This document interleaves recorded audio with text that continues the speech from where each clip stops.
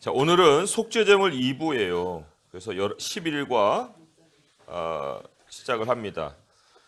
11과는 이례적으로 포인트가 2개밖에 없어요. 왜냐하면 이제 10과와 11과에 그 한 단위로 다루고 있고 또 제물이 5가지이기 때문에 앞에서 3가지를 다뤘고 뒤에서 이제 2가지를 다루고 있어요. 그래서도 신학적 주제에 2가지가 그 잘 소개가 되어 있습니다. 속죄제와 속건제로 이렇게 제시가 되어 있죠. 우리 신학적 주제에 한 목소리 읽어보겠습니다. 속죄제는 하나님 앞에서 백성이 정결하게 되었음을 나타냅니다. 속건제는 다른 사람의 정당한 소유물을 상하게 한 사람의 죄를 사하고 그의 양심을 정결하게 하려고 드려집니다. 네, 여기 속죄제라고 해서 했고 정결과 연결을 했어요. 그런데 이 번역에 따라서는 속죄제를 그 sin offering으로만 하지 않고 purification offering으로도 말을 합니다. 그래서 정결제라고도 얘기를 해요. 그래서 지금 속죄제는 정결과 의미가 더 깊이 있어요. 정결. 죄를 속한다라고 할 때 우리가 번제에서도 정결의 의미를 우리가 살펴본 것이 1년에 한 차례 이제 번제와 속죄제를 드리잖아요. 같이 드립니다. 그런데 그때 이제 모든 그 대상이 사람만 아니라 성전과 지성소와 그리고 거기에 있는 기물들이 다 속죄를 받는다고 그랬어요. 그래서도 그 속죄의 개념은 정결의 개념을 가지고 있다라고 우리가 생각을 해볼 수 있다는 거죠. 그래서 속죄제는 정결과 의미가 있고요. 속건제는 여기 이제 양심을 정결이라고 얘기했는데 그게 보상과 연결이 돼 있어요. 속건제는 사실 보상제라고 할 수도 있는 그런 제물입니다. 그래서 그 건이라는 말이 허물건자예요. 허물건자. 그 한자를 제가 써오긴 했는데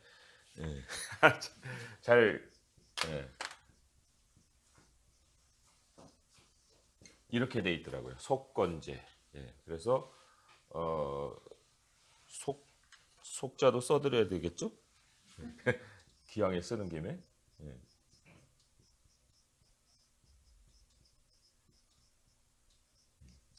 이렇게 돼 있습니다. 죄는 이렇게 돼 있어요. 속건제.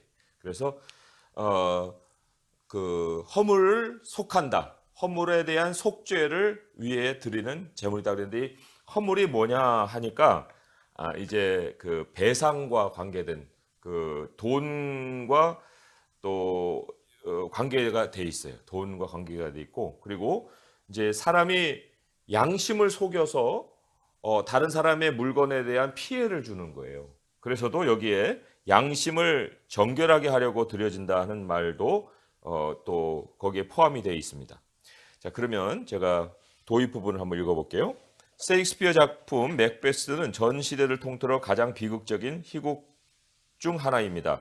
맥베스의 아내는 덩컨 왕을 살해하는 것을 도운 후 양심의 가책으로 고통스러워하는 자신의 남편을 비우셨습니다. 그러나 결국 죄책감으로 인해 미쳐버린 건 아내였습니다. 목류병으로 배회하던 그녀가 덩컨 왕의 피가 어떻게 자기 손에 묻었는지를 횡설수설하듯 독백으로 내뱉으며 두 손을 비비는 장면은 가장 유명한 장면 중 하나입니다. 양심의 고통을 치유할 수 없었던 그녀는 이야기의 끝에서 결국 죽고 맙니다. 자, 그러면 한번 그 질문을 보겠습니다. 죄책감과 후회가 깊을 때 사람들은 이 감정을 어떻게 처리하려고 합니까? 여기 이야기에서 보게 되면은 처음의 태도는 비웃어 버리잖아요. 그럼 뭐 그런 걸 가지고 깊이 생각을 해. 다 잊어버리고 다 끝난 일인데 이제 우리는 행복하게 살기만 하면 돼. 뭐 이런 식으로 처리를 하려고 했다가 나중에는 그 여자가 미쳐버렸다는 거 아니에요. 그리고는 자살을 한 거죠. 그러니까 처음에 여자는 그렇게 태도를 보였고 그리고 남편은 굉장히 그 가책을 느껴서 고통을 했다는 거예요. 아주 극적인 양극의 태도를 만난 거죠. 그런데 사실 많은 사람들의 모습이 이러한 극단의 모습을 나타내지 않나 싶어요. 그런데 이제 또 제3의 어떤 그런 상황도 우리가 생각을 해볼 수가 있는데, 우리 말씀을 하나 한번 찾아보면은 요한복음 8장 9절의 말씀에, 요한복음 8장 9절의 말씀에 왜 현장에서 잡혀온 가늠한 여인을 둘러싼 사람들의 그 모양을 우리가 만날 수가 있어요. 그런데 그게 이제 가책에 대하여서 행동하는 사람들의 모습이라 할 수 있어요. 요한복음 8장 9절에 보게 되면 이렇게 기록이 되어 있죠. 함께 읽어보겠습니다. 그들이 이 말씀을 듣고 양심의 가책을 느껴 어른으로 시작하여 젊은이까지 하나씩 하나씩 나가고 오직 예수와 그 가운데 섰는 여자만 남았더라. 예, 현장을 이제 회피하는 거예요. 그리고는 자기의 허물을 보는 거죠. 그리고는 뭔가 좀 잘못했다라는 생각을 가지고 하나씩 둘씩 자기 집으로 떠나가는 그 현장에서는 사실 굉장히 그 독사와 같이 사람을 죽일 듯하게 달려들었던 사람들이었는데 변한 거예요. 그죠? 왜냐하면 그 여러 가지 이제 그 이유를 생각을 해볼 수가 있는데, 디모데전서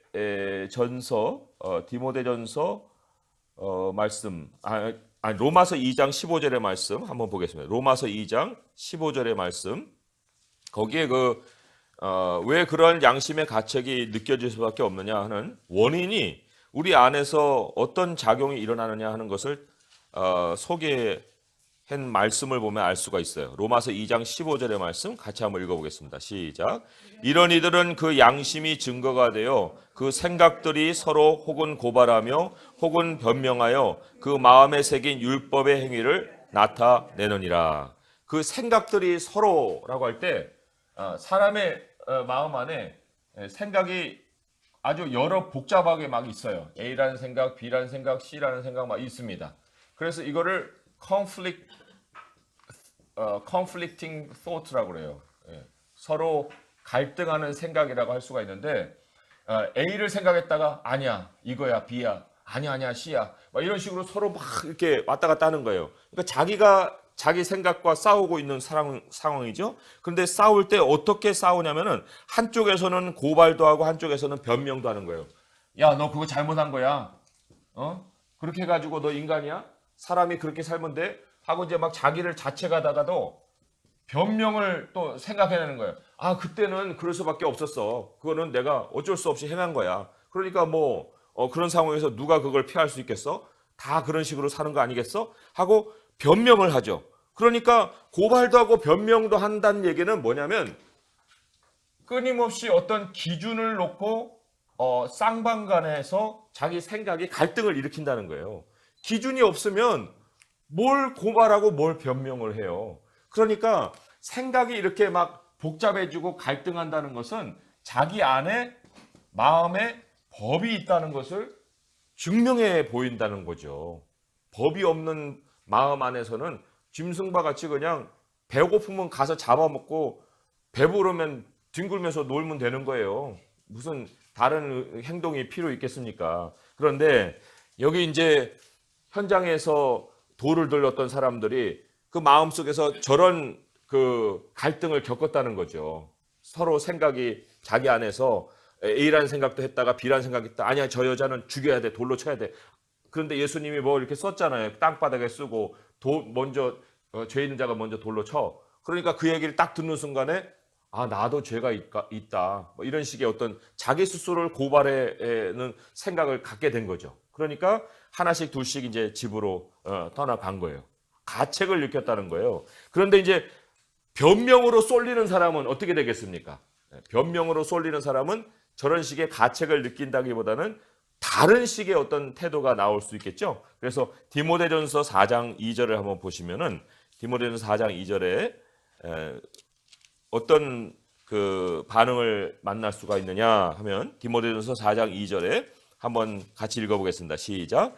자기 양심이 화인을 맞아서 외식함으로 거짓말하는 자들이다. 그래서 이제 더 겉으로 꾸미는 거예요. 아무 멀쩡하다는 듯이, 아무 문제 없는 듯이 꾸며내고 거짓말이 이제 입에서 나오는 거예요. 변명이 마음속에서 막 이렇게 그 고민이 되다가 이제는 딱 결론이 서는 거예요. 나는 그럴 수도 있었어. 그거는 어쩔 수 없었던 일이야. 하고 이제 딱 결론을 짓고 말로는 거짓말을 하는 거죠. 예. 그런데 거짓말로만 아니라 한 단계 더 나가면은 디모데전서 1장 9절을 한번 보세요. 디모데전서 1장 9절에 보게 되면 이런 말씀이 있습니다. 1장 9절 같이 한번 읽어볼게요. 시작. 알 것은 이것이니 율법은 옳은 사람을 위하여 세운 것이 아니요 오직 불법한 자와 복종하지 아니하는 자와 경건하지 아니하는 자와 죄인과 거룩하지 아니하는 자와 망령된 자와 아버지를 죽이는 자와 어머니를 죽이는 자와 살인하는 자며. 예. 이게 이제 거짓말로만 아니라 행동으로까지 아주 뻔뻔스럽게 그러한 그 변명을 자기 정당화식으로 행하는 그런 사람들의 모습을 소개를 하고 있습니다. 그런 모습으로 발전을 할 수가 있어요. 그런데 자 이제 고발도 아니고 변명도 아닌 제3의 태도를 우리가 기대를 해봅니다. 그게 이제 우리들의 생각이 우리들의 모습이라고 볼 수가 있는데 시편 73편 21절에서 23절을 한번 보세요. 시편 73편 시편 73편 21절에서 23절의 말씀 한번 같이 찾아보겠습니다. 읽어보겠습니다. 시작. 내 마음이 산란하며 내 양심이 찔렀나이다. 내가 이같이 우매무지함으로 주 앞에 짐승이 오나 내가 항상 주와 함께하니 주께서 내 오른손을 붙드셨나이다.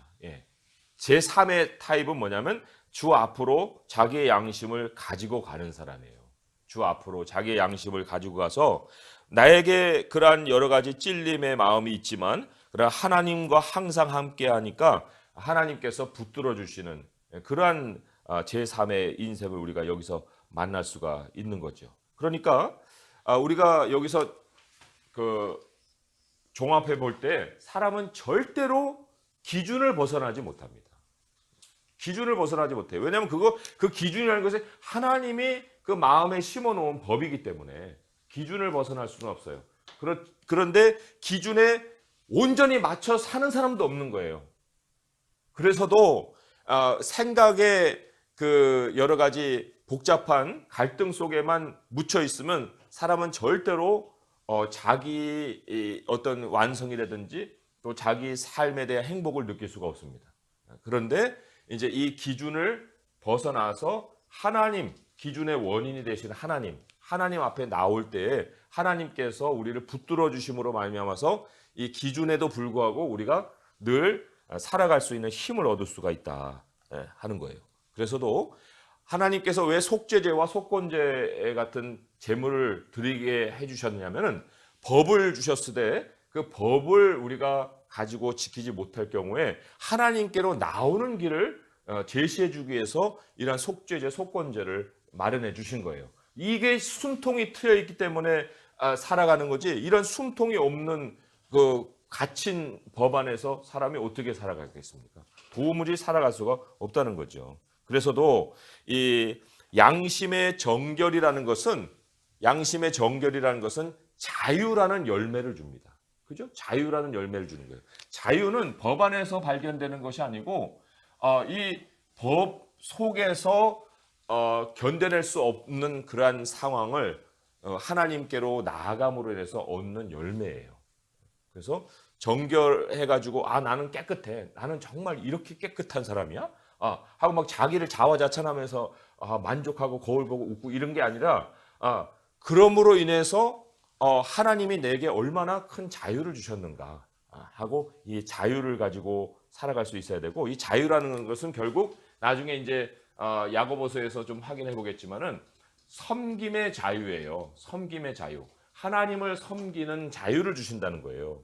하나님은 노예와 같이 섬길 수가 없어요. 하나님은 자유한 사람만이 찾아 나가서 섬길 수 있는 분이에요.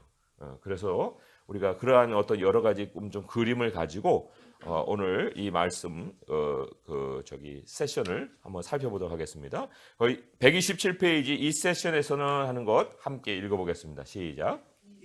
이 세션에서는 속죄제와 속건제를 살펴보며 레위기 공부를 이어갈 것입니다. 이 두 제사는 하나님의 자녀들이 하나님은 물론 이웃과 함께 조화를 이루며 살도록 하기 위해 만들어졌습니다.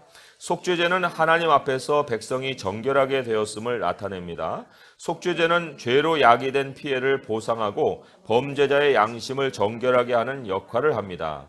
이들 제사가 가리키는 대상은 예수 그리스도로 그분의 사역은 우리 마음을 순전하게 하고 우리 양심을 정결하게 하며 우리를 자유롭게 해서 하나님의 영광을 위해 선한 행동을 하게 합니다. 네, 여기 선한 행동이 바로 하나님을 섬기는 삶을 암시를 하는 거예요. 자, 포인트 1 함께 읽어볼게요. 마음을 정결하게 하려면 속죄해야 합니다.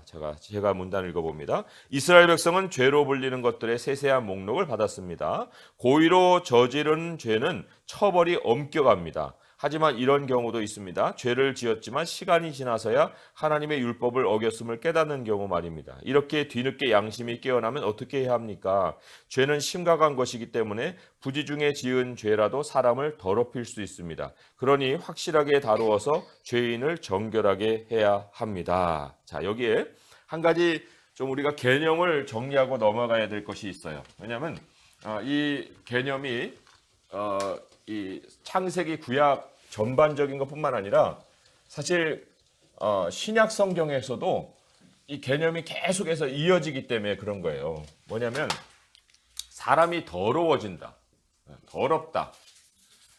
이게 도대체 무슨 뜻이냐는 거예요.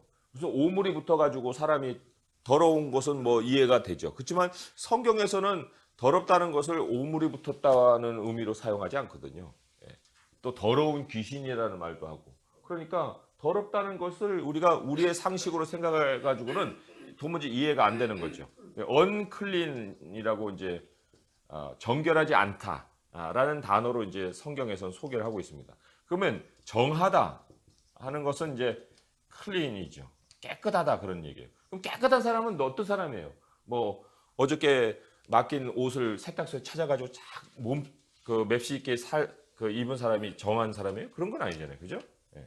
그다음에 또 속되다 하는 말도 있어요. 속되다. 속되다? 우리가 세상을 피해갈 수가 없잖아요. 근데 세상에 사는데 세상 것이라고 하면은 그러면 모든 게 세상 것인데 그럼 뭐가 세상 것이고 아닌 것일 수 있느냐?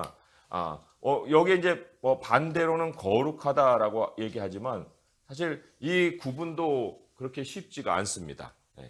더럽다, 정하다, 속되다, 거룩하다. 뭐 이런 여러 가지 이제 개념들을 우리가 잘 정리를 해야 되는데 이 개념은 어디에서부터 오느냐 하면요. 이 성막의 구조에서부터 오는 거예요. 자, 여기가 이제 성막이라고 하게 되면 여기는 거룩함이 머무는 곳입니다. 홀리. 그죠? 그런데 성막 밖에도 경계선이 있어요. 경계선이 뭐냐면 이스라엘 진영이 있고 그다음에 진영 밖이 있습니다. 진영 안과 진영 밖이 나뉘어져 있는 거예요. 그래서 예를 들면 이제 몸에 피부병이 들거나 또 그런 나병이 들면은 이스라엘 진영 안에 머물지 못해요. 그래서 밖으로 쫓아냅니다. 그죠? 그리고는 이제 그 일정 기간의 어떤 진찰을 받기 위해서 다시 여기 들어오고 또 밖으로 내가고 뭐 이런 어떤 여러 가지 율법이 있어요. 자, 그러면 여기가 홀리면 여기는 클린 지역이에요. 정한 지역이에요. 정한 지역. 그런데 이 정한 지역 밖을 성경은 부정한 지역이라고 부정함이라고 못을 박는다는 거예요. 그죠? 네. 그리고 이 정하고 부정한 모든 카테고리를 다 합쳐서 그러니까 거룩하지 않은 영역의 모든 것을 다 합쳐서 속되다고 얘기합니다. 이거를 영어에서는 common이라고 얘기해요. 네, common. 그러니까 그 속됨이라는 것은 결국 하나님의 것이 아닌 모든 것은 다 속된 거예요. 일상이라고 하는 일상이라고 하는 것도 결국은 이 영역에 속한다고 볼 수가 있습니다. 그런데 이제 일상을 나누자면은 정한 삶이 있고 부정한 삶이 또 나뉠 수가 있는 거죠. 그런데 이 정함이라고 하는 것은 누구에게도 영향을 줄 수가 없어요. 내가 정해요. 그래서 다른 사람을 이렇게 만졌습니다. 그럼 그 사람이 정해집니까? 정해지질 않아요. 그러나 거룩함과 부정함이라는 것은 전염성이 있습니다. 그래서 거룩한 것에 몸을 대잖아요. 그러면은 자기가 부정한 중에 거룩한 것에 몸을 대면은 죽든지, 아니면은 엄청난 그 형벌이 임하든지, 아무튼 그런 의미를 가지게 돼요. 그런데 부정함도 다른 사람을 전염시킵니다. 부정한 사람이 누구를 만지면은 그 사람도 부정해져요. 그러니까 이건 굉장히 영향력을 가지고 있는 상황이고, 정한 것은 그냥 일반의 상황이라 생각을 해볼 수가 있습니다. 그러니까 우리가 생각하는 일상은 속되다에 속해 있지만은 사실 엄밀히 따지면은 이 정한 부분이 우리의 일상이라고 볼 수가 있는 거고, 이 부정함이나 거룩함이라는 것은 평범함을 벗어나는 영역을 얘기를 하는 거예요. 그런데 우리의 방향은 어디를 향해야 되냐면 거룩함을 향해야 한다. 내가 거룩하니 너희도 거룩하라. 그래서 이 정한 지역에서 머물러 사는 것이 우리의 이상이 아니라는 거예요. 하나님 거룩함으로 옮겨가야 되고, 그렇다는 얘기는 반대로 가는 삶이라는 것은 전혀 우리가 생각도 하지 말아야 되고, 또 그렇게 될 경우에는 반드시 이 정함으로 돌아오고 더 한 단계 나아가서 거룩함으로 돌아와야 하는 그러한 과정을 거쳐야 되는 거예요. 그죠?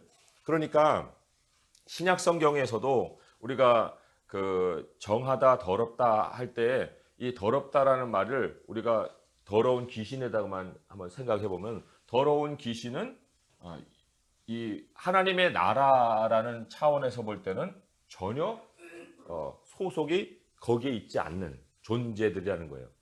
그 영역이 완전히 다른 존재들이라는 얘기죠. 그러나 우리는 정결하게 되었고 정결하게 되어서 더 거룩함으로 나아가는 삶을 살고 있는 사람들이죠. 그러니까 일상에서 사실 머물러 사는 것 그 자체로만 만족하는 그리스도인이 돼서는 안 된다는 거예요. 그리고 항상 하나님께로 향하는 삶을 살아야 하는 것, 그것을 얘기를 하고 있죠. 이 속되다. 그래서 우리는 사실 세 속에 속해 있는 사람들이에요. 그리고 속되다는 말이 자주 나오지 않습니다. 성경에 레위기 10장 10절에 속되다는 말을 소개를 하고 있어요. 한번 볼까요? 레위기 10장 10절의 말씀에 레위기 10장 거기에 이제 분별을 해야 되는 것을 말씀을 하면서 그 구별을 해준 것이 있어요. 한번 같이 읽어보겠습니다. 시작. 그리하여야 너희가 거룩하고 속된 것을 분별하며 부정하고 정한 것을 분별하고, 그랬죠? 그래서 거룩함과 그 나머지 카테고리를 구별하고, 또 그 나머지 커먼 속에서도 부정한, 정한 것과 부정한 것을 분별하면서 살 수가 있어야 된다. 이렇게 이제 말씀을 하고 있죠. 그러니까 이런 개념을 가져야만 앞으로 이제 설명하는 것에 대해서 우리가 잘 이해를 할 수가 있습니다.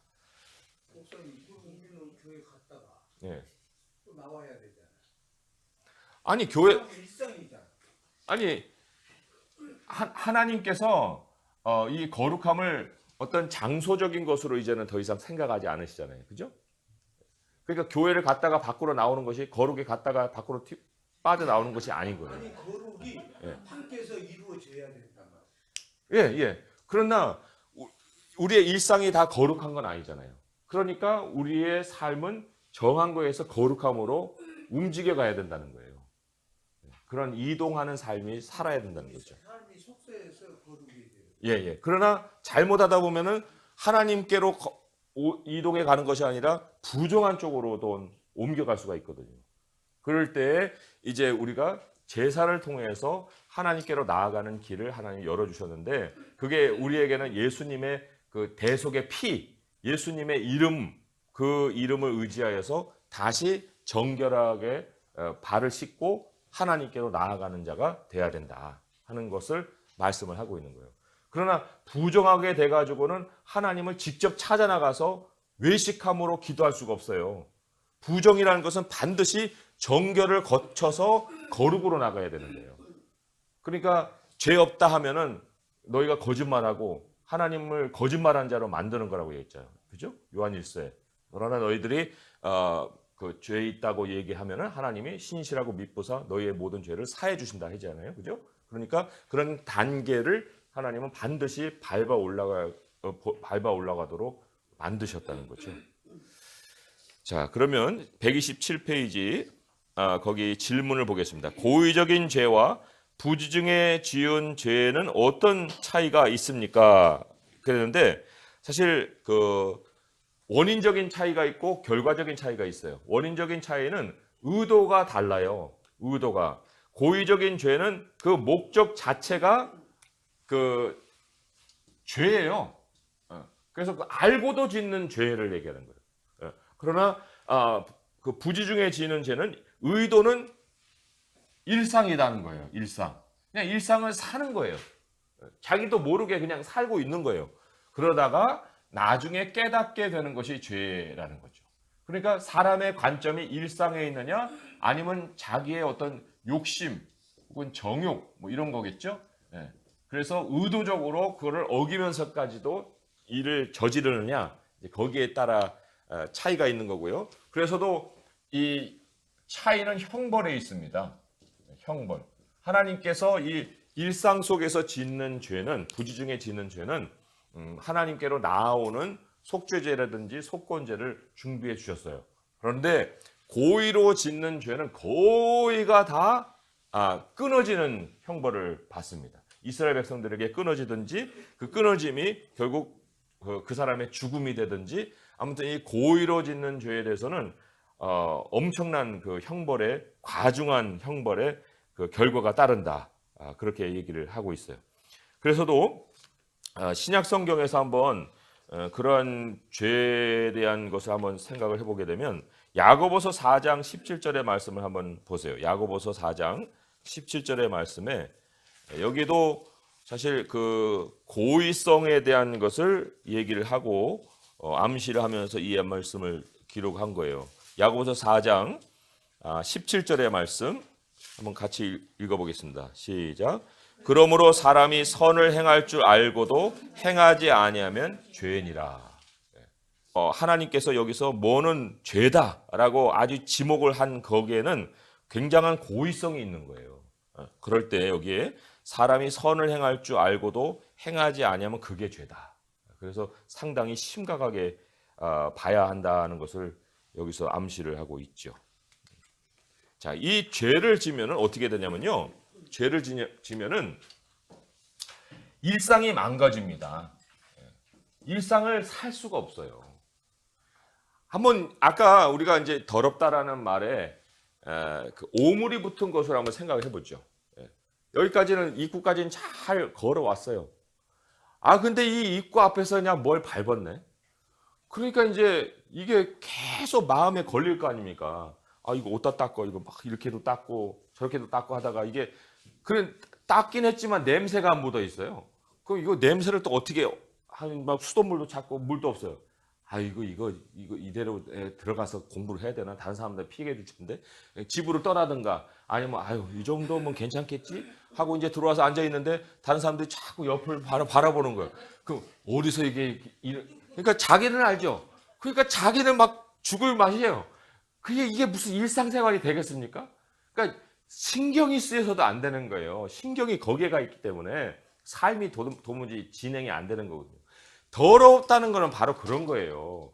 그런데 심지어 오물이 묻어도 그런 판에 양심의 더러움을 가지고 있는 상황에서 일상이 되겠습니까? 근데 일상이 된다고 하면 아까 얘기한 것처럼 양심에 화인 맞은 사람이에요.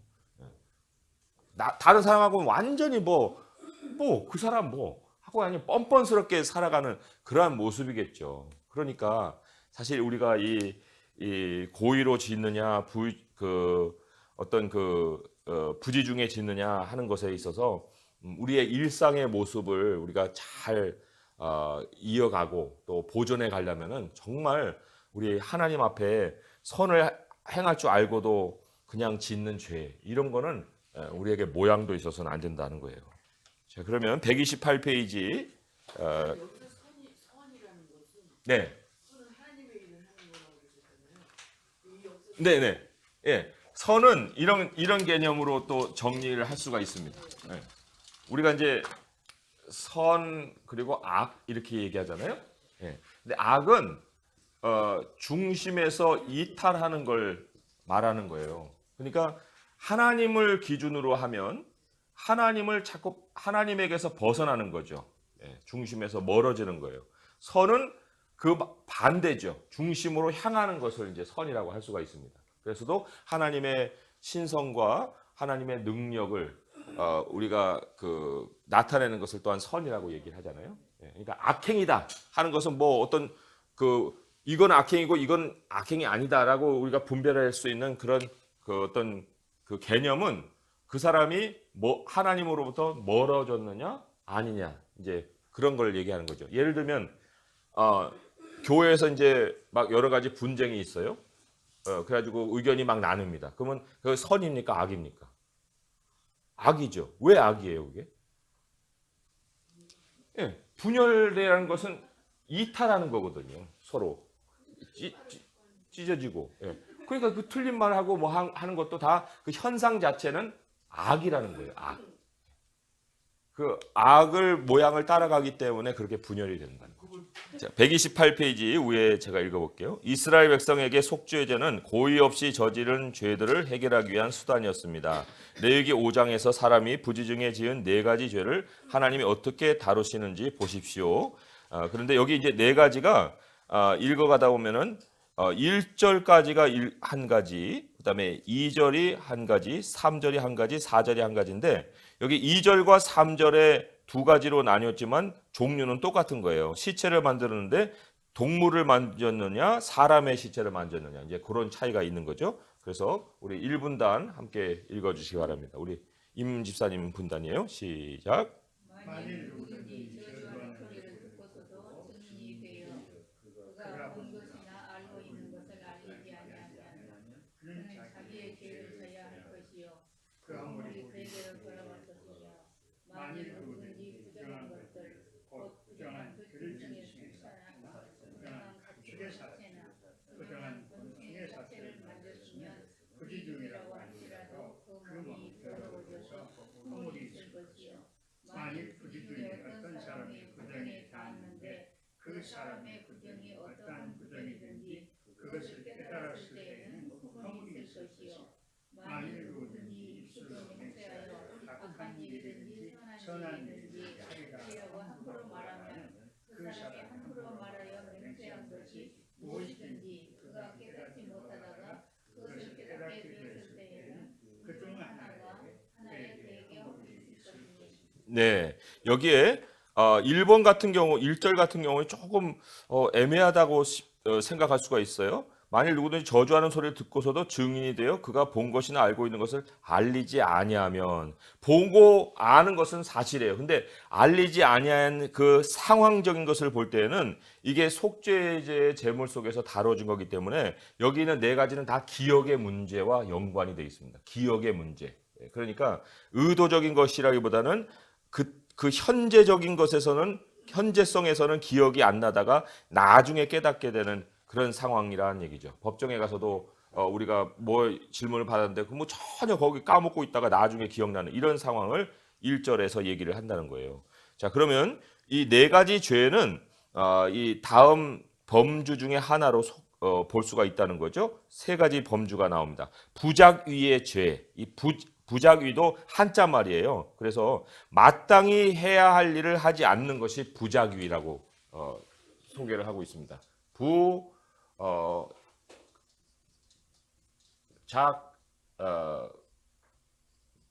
이렇게 쓰나요? 위가 뭐지? 어떻게 쓰지? 예, 맞는 것 같습니다. 대충. 예. 이게 두 개인지 하나인지 모르겠네요. 부작위. 그래서 어딘가요? 여기에요? 여기 뭐 있어요? 이렇게? 예. 비슷해 보이. 예. 그래서 마땅히 해야 할 일을 하지 않는 것이 부작위인데 여기 예컨대 법정에서 일부러 증거하지 않은 경우 또 우발적인 죄, 예컨대 동물이든 인간이든 제 이상 부정한 대상을 만진 경우, 충동적인 죄, 예컨대 함부로 맹세했다가 훗날 잘못된 것을 알게 된 경우, 그다음에 129페이지 질문으로 가보면은 부작위의 죄나 충동적인 죄를 악한 행위를 저지른 것과 똑같은 죄로 볼 수가 있습니까? 그랬는데 악을 아까 뭐라고 정의를 했죠? 중심에서 멀어지는 것이라고 그랬어요. 중심이란 것은 하나님의 뜻을 우리가 또 생각을 해볼 수 있습니다. 하나님과 벌어지는 것, 또 하나님의 뜻과 벌어지는 것. 그런데 이 부작위의 죄나 충동적인 죄도 사람을 부정하게 만들잖아요. 그래서 그 방향성에 있어서는 악행이에요. 그죠? 여기서 사람을 부정하게 만들기 때문에 방향이 클린에서 언클린으로 이동한다는 거예요. 그렇기 때문에 이것도 악행과 연결이 된다는 거죠. 그리고 두 번째 질문에 우연히 벌어진 일이 죄를 지은 결과로 이어진 예를 오늘날 상황에서 찾아보세요 했는데 아까 이제 그 우리 임 지사님이 제기했던 것처럼 길 가다가 돈을 주신 것만 아니라 돈다발을 주셨다. 예. 그런데 그거를 내가 내 것으로 착복을 하게 되면 어떻게 됩니까? 우연스러운 거예요. 우연스러운 건데 그게 욕심이 발동을 해가지고 이제 내가 계좌에다 넣거나 뭐 집에다 가지고 있다 그 발각이 되면 그거는 죄가 되는 거예요. 예. 그런 것뿐만 아니라 뭐 불장난하다가 그게 산불이 돼 버리면 작은 장난이 이 죄로 발전을 해서 감옥에도 갈 수 있지 않습니까? 예. 그리고 또 우리가 이제 친분으로 뭐 이렇게 서로 뭐 도움도 주고 도움도 받고 하는 일들이 있잖아요. 지금 뭐 선거판에서 그런 일들도 많이 일어났다고 했는데 그런데 친분으로 인해서 뭘 해주고 하다 보면은 그게 공범이 되는 경우가 있거든요. 뭐 인사청탁이라든지 뭐 이런 것들. 그러니까 이런 것들 우리가 생각해 볼 때 그냥 우연이라고 해서 그냥 지나칠 것이 아니다. 아무리 그것이 작은 거라도 그것이 나중에 어떤 식으로 꼬리에 꼬리를 물어가지고 죄로 발전할 수 있을지는 모른다는 거예요. 그래서도 이 속죄죄라는 것이 결국은 우리의 작은 일에서도 우리를 돌아봐야 되고 또 우리가 알지 못하는 것을 행했을 때 나중에 깨달았을 때 하나님이 그것을 또 해결할 수 있는 길로 열어주신 것이다라는 것도 생각을 해볼 수가 있습니다. 속죄죄에 관한 세부적인 규례들이 바로 이어집니다. 제물을 바치는 자의 경제적 상태가 고려되고 있음에 주목하십시오. 예, 우리 조민규 목사님 분단 거기 본문 읽어주시기 바랍니다.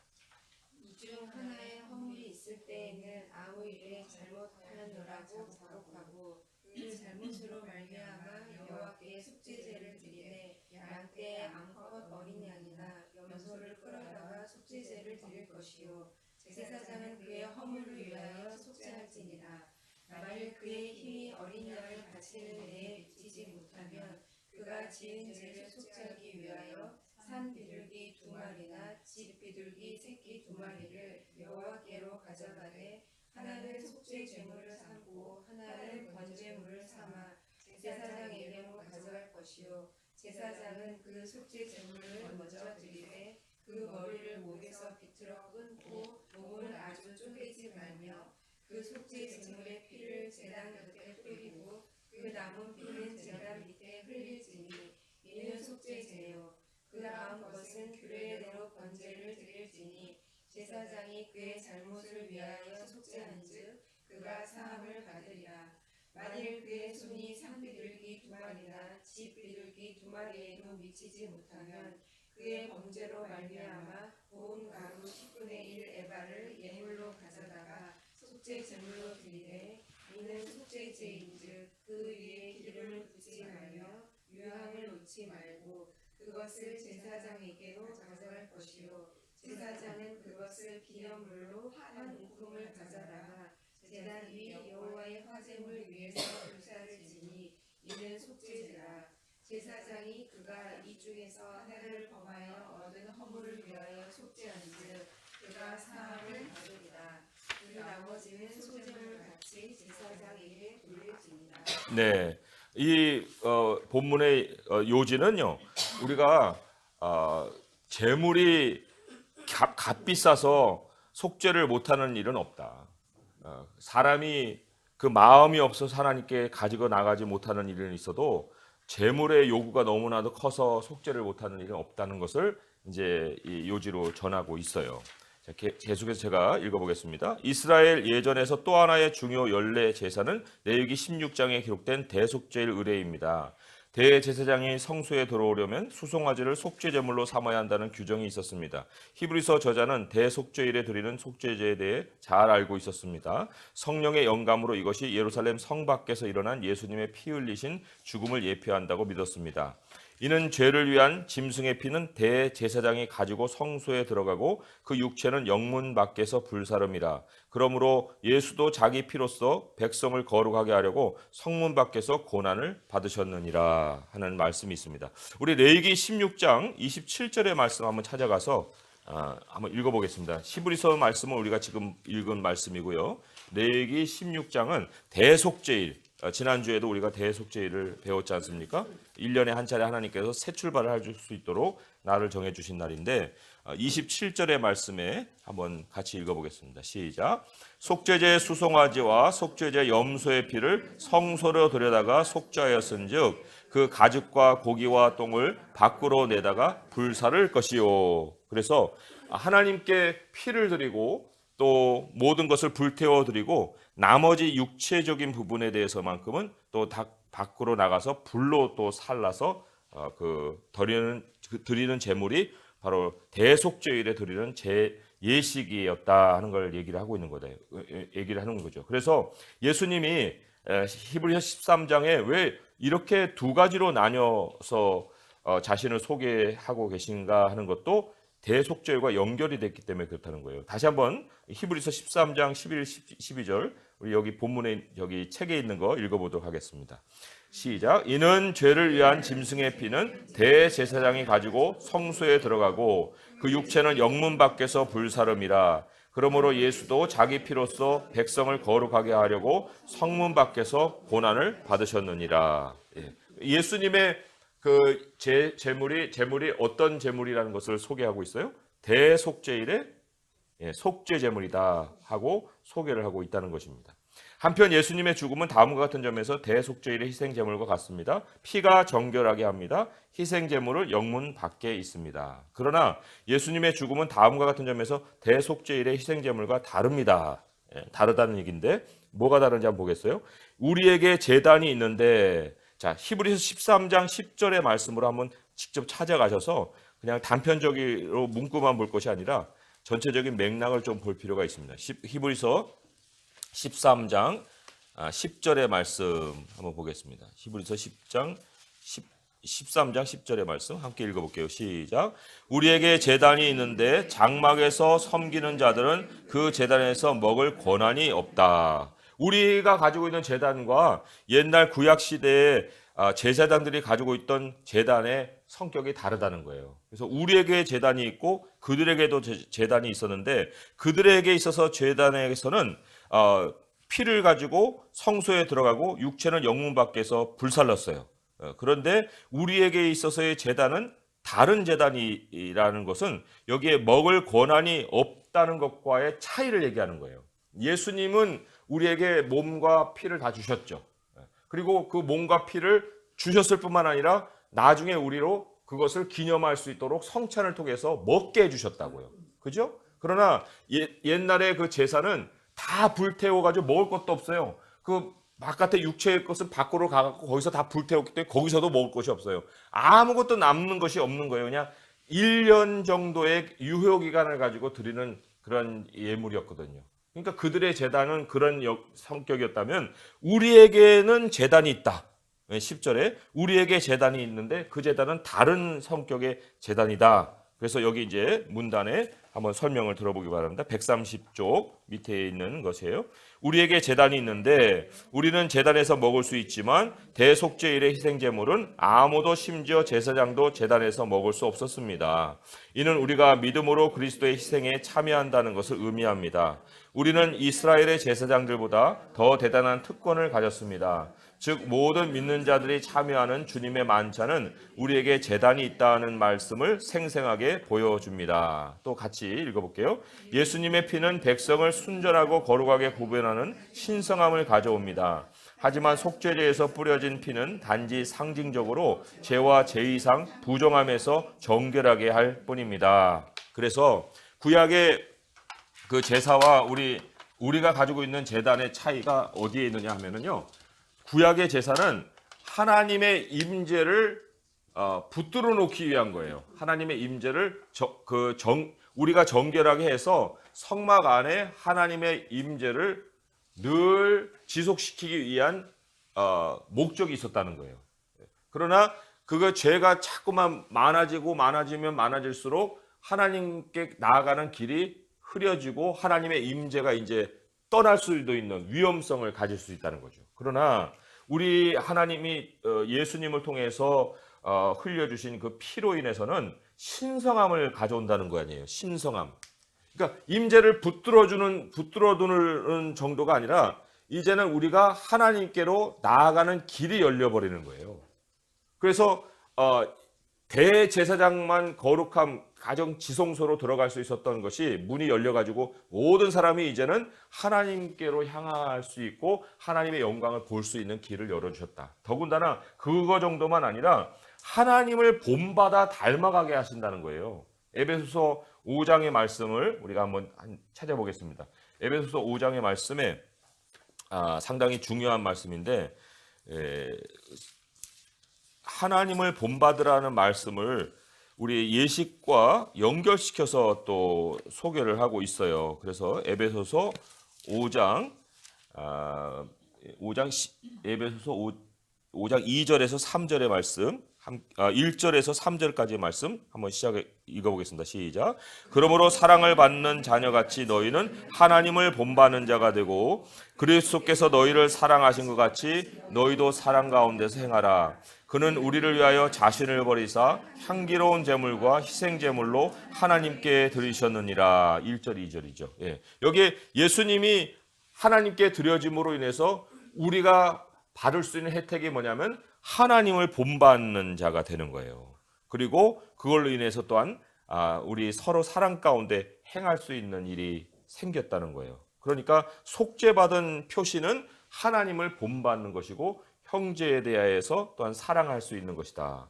우리 요한일서 2장 10절의 말씀을 하나 더 참고적으로 찾아서 속죄의 표시를 더 정확하게 한번 확인을 해보겠습니다. 요한일서 2장 10절의 말씀에 이런 말씀이 기록이 되어 있죠. 한번 읽어보겠습니다. 시작.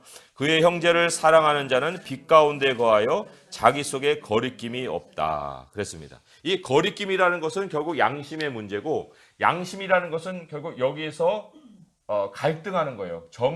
정하게 살다가 죄를 졌어요.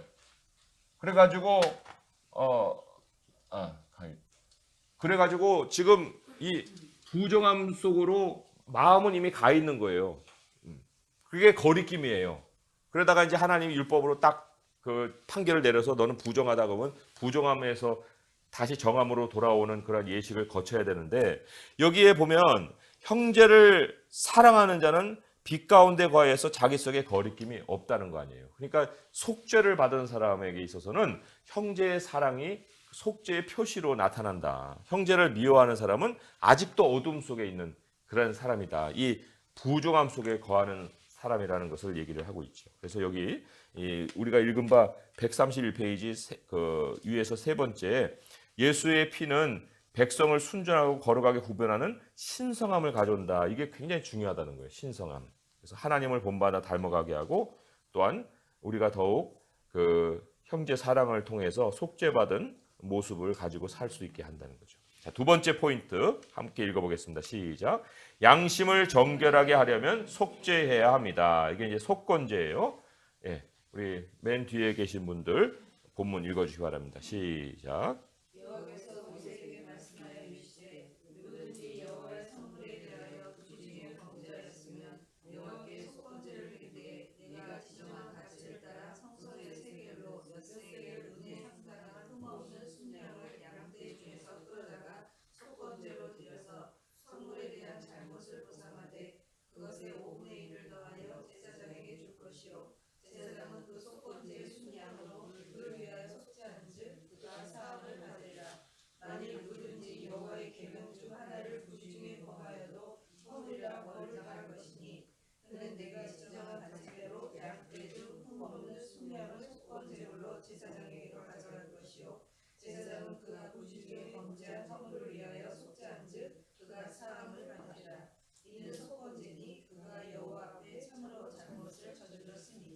예, 여기 여호와 앞에라는 말 계속 반복이 돼요. 그래서 거기 좀 표시를 해볼 필요가 있습니다. 속건제가 사람에게 죄를 지는 것처럼 생각을 했는데, 그런데 결과적으로 하나님 앞에서 참으로 잘못을 저질렀다 하는 말로다 지금 계속해서 설명이 되고 있다는 거예요. 그래서 하나님 앞에서 우리가 우리 자신을 돌아보는 모습을 가져야만 이러한 속건제에 대한 그 예식도 가능하지, 사람에게만 잘못을 저질렀다 하게 되면 그거는 그냥 사람 차원에서 덮어버리고 숨겨버리려고 하는 그런 그 경향을 더 많이 가질 수가 있다는 거죠. 그런데 여기 읽은 본문에서 도대체 성물에 대해 부지중에 범죄한 게 뭐냐 하고 구체화되진 않았어요. 그런데 이 여러 가지 이제 정황을 생각해 볼 때 몇 가지 우리가 좀 정리해 볼 수 있는 것이, 성물이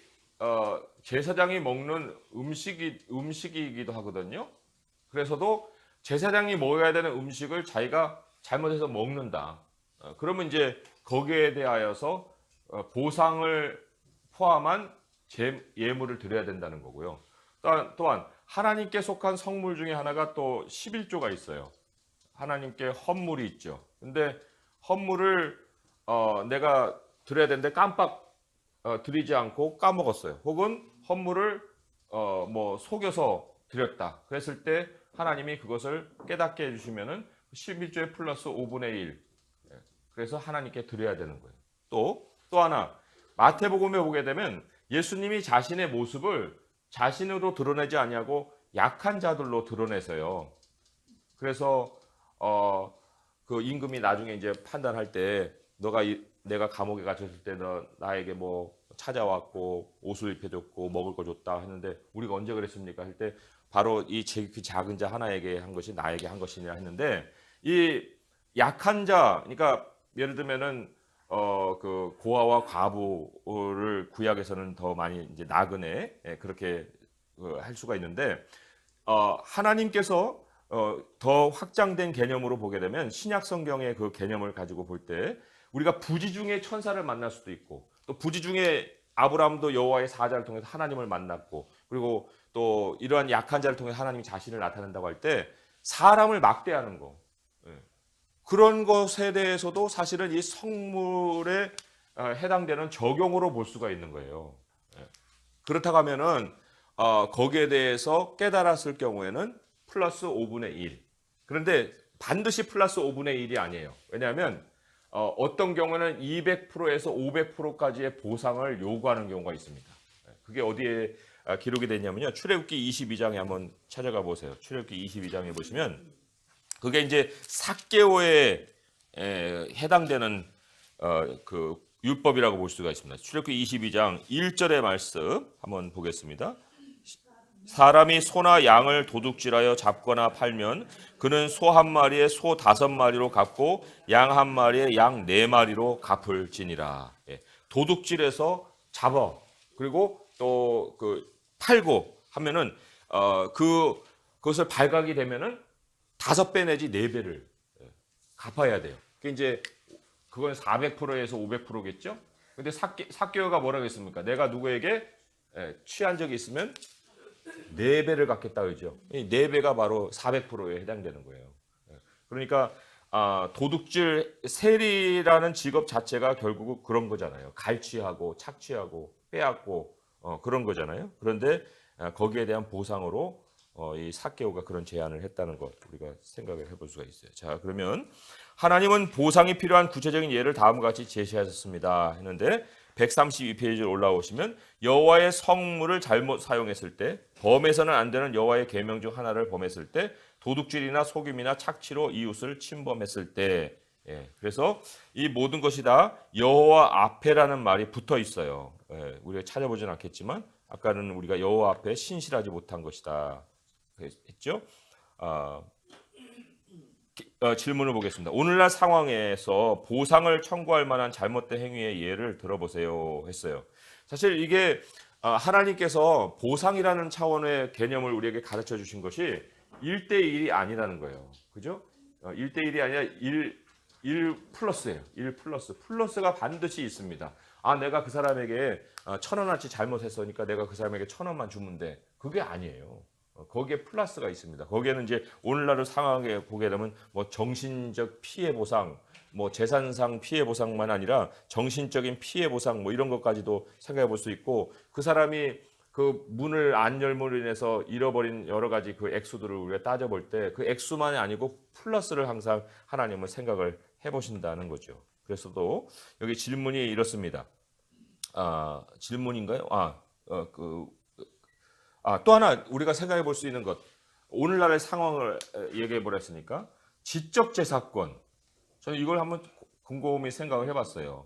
이게 뭐 어떤 돈 가치를 따져볼 수는 없는 거잖아요, 처음부터. 그렇지만 그 사람이 그런 그 지식을 갖고 그러한 어떤 정보를 갖기까지는 얼마나 많은 수고가 있었겠습니까? 일평생을 그 생각을 하고 그거를 또 하나의 어떤 상품화 하려고 했었던 그런 상황이었을 텐데, 그걸 싹 뺏어다가 자기가 상품을 만들었다. 그러면 그 사람에게 그 가한 피해는 어느 정도일까요? 이거는 그 사람 앞으로의 어떤 일평생을 다 망쳐버린 그런 상황일 수도 있는 거예요. 그러면은 그런 상황에 우리가 계산을 얼마만큼 따져서 그 사람에게 보상을 해야 되겠습니까? 이게 천문학적인 숫자가 나올 수도 있는 거거든요. 그러니까 사실 이게 그냥 우리 이 사회에서도 그냥 넘길 수 있는 문제도 있지만은 그냥 넘기지 못하고 정말 따져서 보상해줘야 될 문제도 있는 것인데, 근데 세상식의 어떤 보상의 그 체계를 보면은 별로 그렇게 다른 사람을 배려해서 보상해주지 않죠. 이 모든 것들은 다 욕심이 발동을 해서 생겨나는 그런 범죄예요, 범죄. 자, 중간에 문제를 보겠습니다. 속건제의 조건은 속죄제보다 훨씬 까다롭습니다. 첫째, 희생제물로 유일하게 허용되는 동물은 흠없는 순양입니다. 둘째, 죄인이 하나님의 소유물이든 이웃의 것이든 재정적인 손실을 가져왔을 때 피해액의 20%를 벌금으로 더 물어야 합니다. 속건제는 양심이 더럽혀졌을 때 이를 바로잡으려는 하나님의 방법입니다. 특히 금전 보상일 때 그렇습니다. 이를 촉구하는 내용이 예수님과 세리 삭개오의 대화에 녹아 있습니다. 삭개오가 만일 누구의 것을 속여 빼앗은 일이 있으면 네 갑절이나 갚겠나이다 선언하자 예수님이 그를 칭찬하고 그의 선언이 그 집에 구원이 이룬 증거라고 선포하셨습니다. 질문이에요. 순양을 제물로 드린 것 외에 피해액의 20%를 벌금으로 더 보상해야 하는 속건제가 공정하다고 생각하십니까? 그렇다면 또 그렇지 않다면 그 이유는 무엇입니까? 했는데, 이 공정성에 있어서 그 기준이 뭐냐 할 때 사실 수치적인 계산으로만 생각할 것이 아니라 하는 것이 또 율법이 우리에게 가르쳐주는 바 그런 그 어떤 정신 원리라고 볼 수가 있습니다. 여기 우리 현대 사회에서 20% 정도도 하려고 하지도 않죠.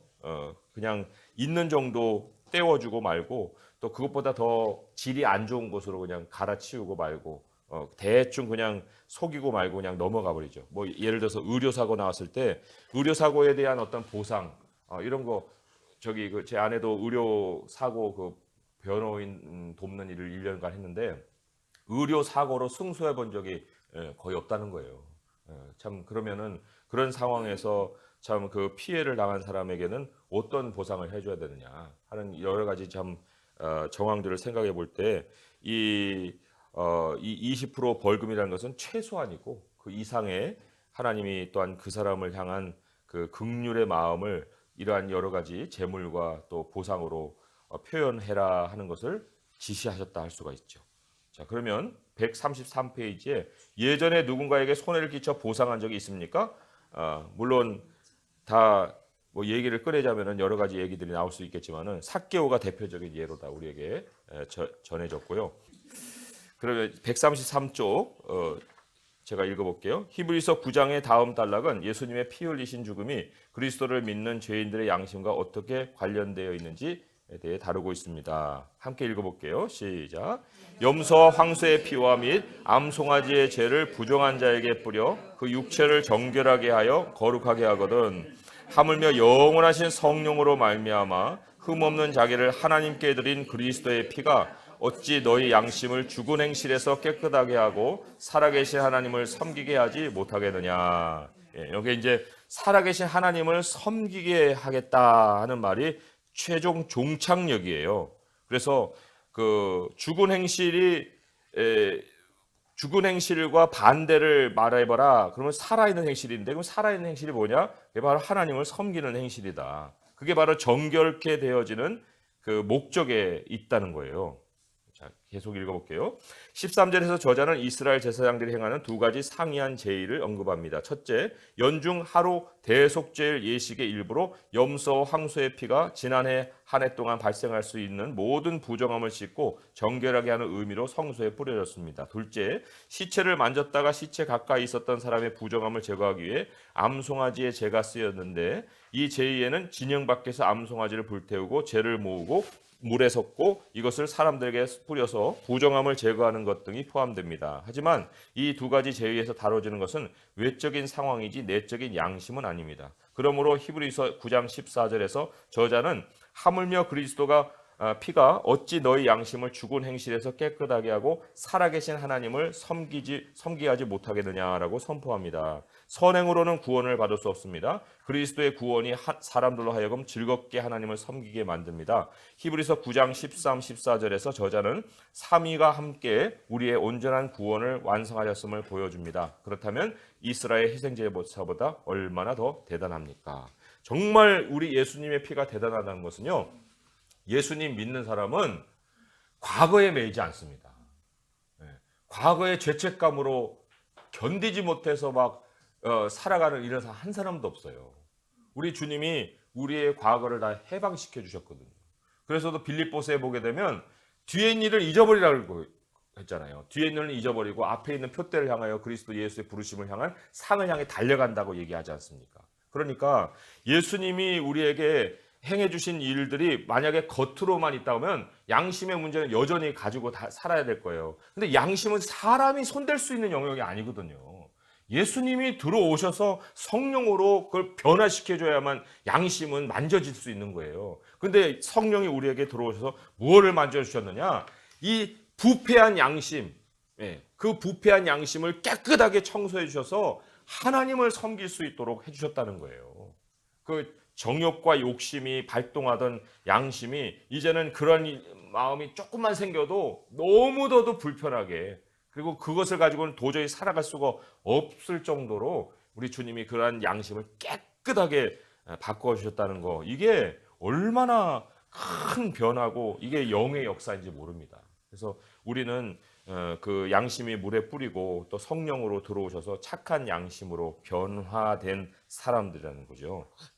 자, 거기에 괄호 안의 것을 보겠습니다. 예수님의 죽음으로 당신의 양심이 정결하게 되었다는 사실을 이해하는데 속건제가 어떤 도움을 줍니까? 했는데, 우리가 여태까지 정욕으로 욕심으로 취했던 많은 것들, 그것에 대한 것을 우리가 보상하자면 뭐 한도 끝도 없이 보상하고 살았어야 될 것인데, 우리 주님께서 우리의 양심을 정결케 해주셔서 이제는 거리낌에서 벗어나게 해주시고 하나님께로 나아가서 주님을 섬기게 해주셨다는 것, 그것이 바로 우리의 모든 삶에 저질렀던 그런 모든 그 잘못에 대한 보상을 우리 주님이 다 행해 주셨다는 것에 대한 깨달음을 주신 거죠. 그래서 더 이상은 욕심으로 살지 않게 해주셨다는 거고, 또 다른 사람의 피해를 보는 눈을 또한 열어주신 거예요. 그게 속건제잖아요. 그래서도 다시는 누구에게 피해 주는 일을 할 수도 없을 뿐만 아니라, 만약에 그런 것을 모르고 했다가 하면 깨달을 때 얼마나 그것이 괴롭게 되느냐 하는 것도 우리 성령께서 우리에게 주신 양심 때문에 일어나는 일이라는 거죠. 그리고 이스라엘 속건제에서 얻은 통찰력을 당신의 전도 활동에 어떻게 연결할 수 있겠습니까? 했는데, 이게 복음이라는 것은 나를 완성시키는 게 아니거든요. 복음이라는 것은 하나님 앞으로 돌아와서 주님을 섬기게 하는 거예요. 그렇기 때문에 하나님을 모르는 사람들은 사실은 자기 욕심을 더 챙기죠.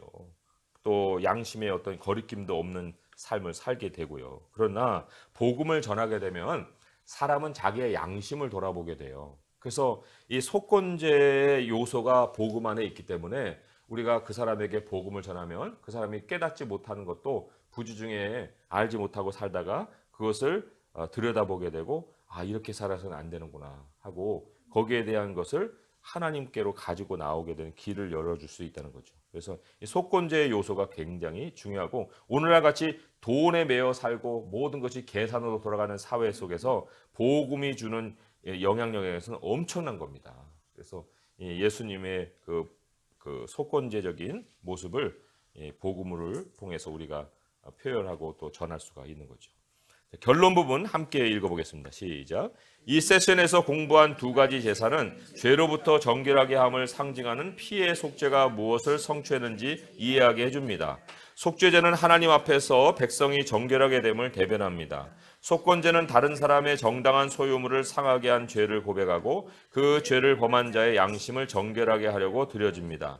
셰익스피어의 희곡 속에서 맥베스 부인은 정결해지는 법에 대해 아는 바가 없었습니다. 그러나 우리는 복음을 통해 이 놀라운 지식을 갖게 되었습니다. 예수님의 정결하게 하심을 받아들이면 우리는 자유롭게 되어 하나님의 영광을 위한 선한 일을 할 수 있습니다. 그리스도와의 연결 읽어봅니다.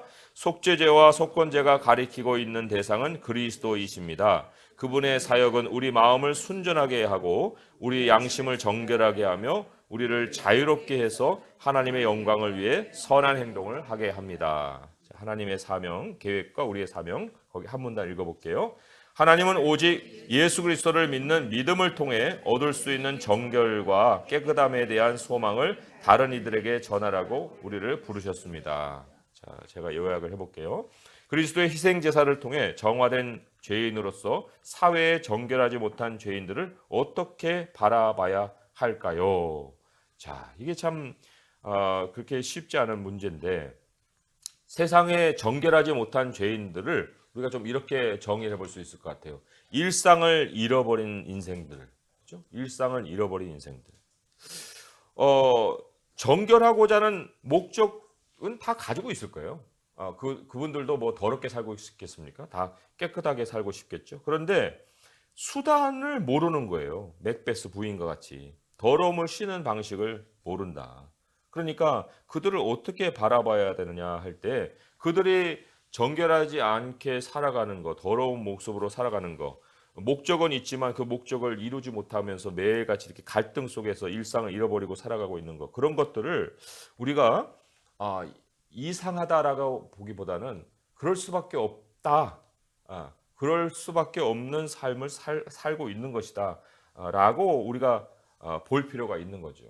우리와 똑같은 기준으로 그들에게 적용한다고 하면은 사실 그들을 복음 없이 완성시키려는 그 노력을 하는 것과 똑같은 거예요. 그런다고 할 때 우리가 그들을 더 긍휼히 여기고, 또 우리도 부지 중에 많은 죄를 짓거늘 그들은 부지중 정도가 아니라 무지함 속에서 짓는 그 행동에 대해서 우리가 긍휼의 마음을 가지고 복음을 가지고 그들을 만날 필요가 있다 할 수가 있습니다. 자, 두 번째로는 예수님을 제쳐놓은 채 사람들은 죄의식에서 벗어나기 어떻게 합니까? 바로 이거예요. 복음을 모르는 사람들이 어떤 식으로 노력을 하는가? 아마도 선행으로 보상을 하려고 할 거예요. 착한 일을 통해서. 그들의 착한 일이라는 것은 우리가 생각할 수 있는 여러 가지 상식적인 것에서의 착한 일이겠지만, 또한 어떤 사람은 이제 더 이상 욕심을 부려서는 안 되겠다, 이런 어떤 도덕적인 결심도 하겠죠. 그리고는 자기를 절제하는 연습들도 많이 할 수 있을 거예요. 그런데 말씀드렸듯이 양심은 인간의 통제 영역이 아니라고 그랬잖아요. 과거에서 놓이는 것은 하나님만 하시는 일이거든요. 그렇기 때문에 죄의식에서 벗어나기 위한 수많은 노력은 할 수 있어요. 그러나 죄의식 자체는 버릴 수가 없다. 이거는 하나님의 영역이기 때문에, 그래서도 우리가 즐거워하고 기쁘게 소망 가운데 살 수 있는 것은 복음이 가져온 엄청난 선물이라 하는 것입니다. 예수님 때문에 찾아온 선물이고, 예수님의 제사가 실제적인 제사였다는 것을 우리의 마음 안에서 발견할 수 있는 증거예요. 자, 그리고 세 번째는 우리가 예수님을 믿고 경험했던 순전함과 정결함을 함께하는 사람들과 나눌 수 있도록 하나님께 요청하는 기도문을 써보라고 했는데, 우리 그분들에게 대한 기도문을 우리가 쓰기 전에 우리가 조금은 어떻게 계속해서 이제 우리의 양심의 어떤 그 정결함을 지켜갈 수 있을까? 양심의 정결함이라는 것은 결국 거리낌이 아니라 양심의 편안함이거든요.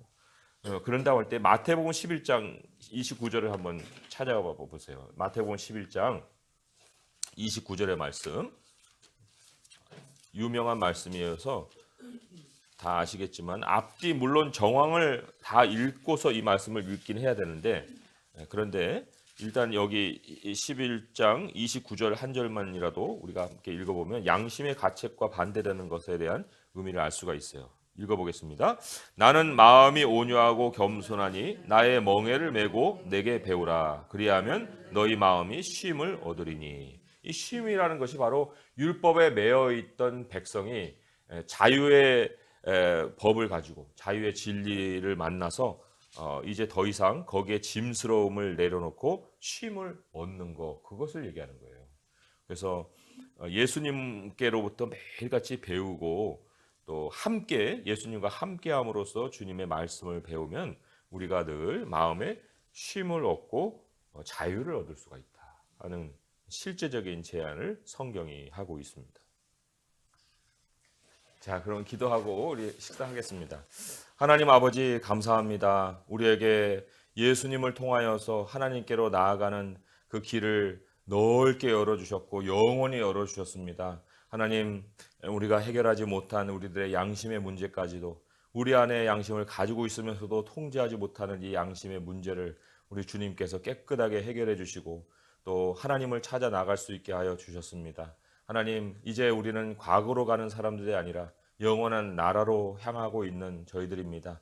하나님께서 우리에게 원하시는 모든 것들을 정말 말씀을 통하여서 잘 이루어갈 수 있게 하시되 주여 그것이 의무로가 아니라 바로 우리의 삶으로 우리의 일상으로 하나님 앞에 살아감으로 우리 주님을 기쁘시게 하는 삶을 살게 하여 주옵소서.